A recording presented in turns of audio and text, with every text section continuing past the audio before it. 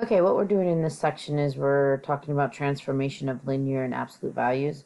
We're actually not going to do transformation of linear. It's really strange, and you already know how to graph lines, so we're just going to focus on absolute values. Okay, so this right here is vertex form. This is the absolute value in vertex form. It may look a little confusing because of all the other letters, but it's not that bad, okay? It tells you where the vertex is. So H is with X, and so that's going to be the X value for the vertex.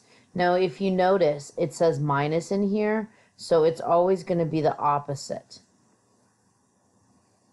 of what it says. And then K is just your Y value, okay? So it's HK. A, this number in front, tells you the direction. And so if you have a positive A, it's going to go up. Oops. And if you have a negative A, it's going to go down. So let's just look at an example.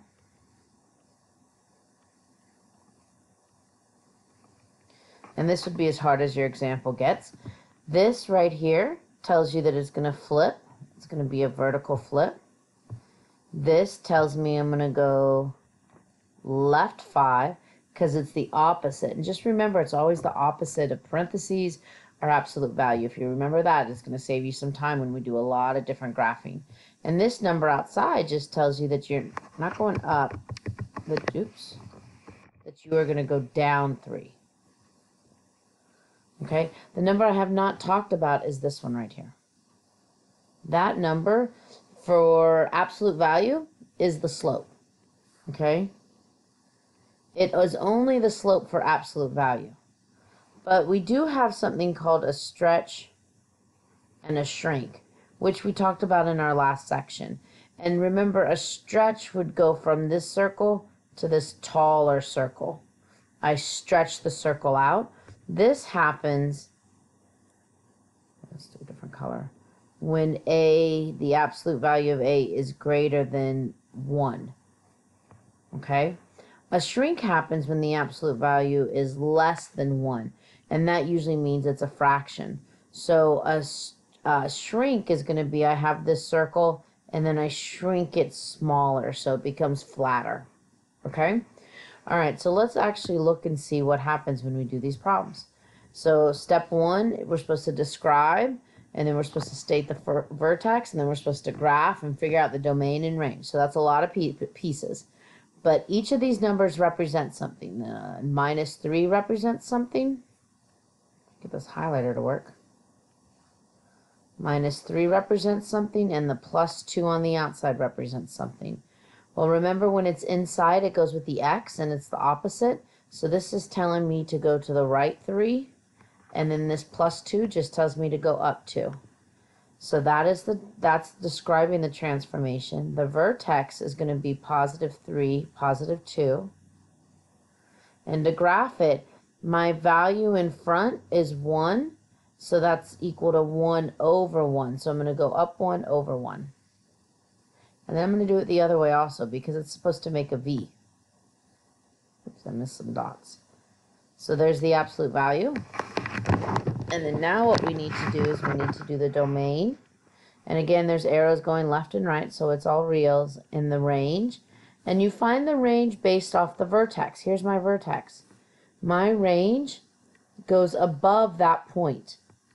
So it's going to be greater than, and it's the height. It's the Y value. Because it's Y here, I use the Y there. So Y is greater than or equal to 2. All right, let's look at the next one. I have more numbers. Each number tells me I'm doing something. So a -1/3 tells me my slope is -1/3. That also tells me that it's flipped and it's going to go outside. So this is a flip. 1/3 is a shrink because it's shrinked from 1.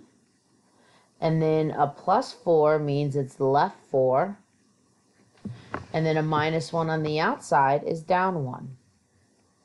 So I'm going to go to the left 4, down 1. And then now I'm going to go down 1 over 3. Can't really do it over here, but I kind of can. It's off the off the grid. And that's it. So my domain, again, is all reals because arrows are going left and right. My range, though, this time it goes down.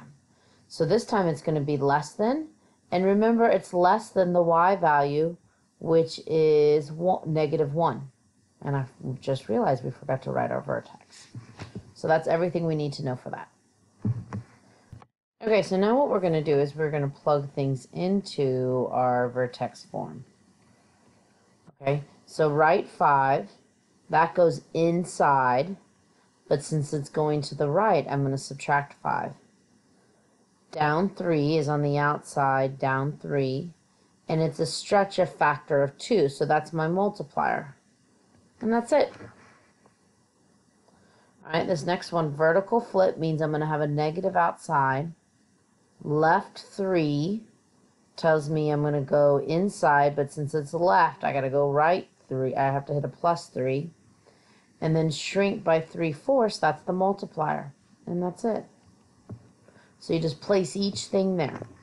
Okay, what I'd like you to do is I would like you to try these 3 functions.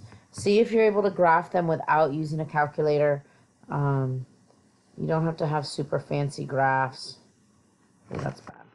At least space them out decent. Okay, and then once you think you have it, press play. Okay, so I should go to the left 1, and then there's nothing on the outside, and then you should have went up 2 over 1. Up 2 over 1. So it was a little bit of a skinnier absolute value. Over here, my vertex should have been 0, -3, because there's nothing with the x, so I just go down 3. And this negative makes me go down 1 over 1. All right, and then number 7, I should have went to the right 2 and up 1. And then I should have went down 1, 2 over 1, 2, 3. 1, 2, 3. So it is a wider graph. Okay, so just practice those rules. Remember, opposite of the absolute value tells you left or right. The outside number that's just adding or subtracting moves it up and down. And the multiplier number in front tells you whether it flips, and it tells you whether it was a shrink or a stretch.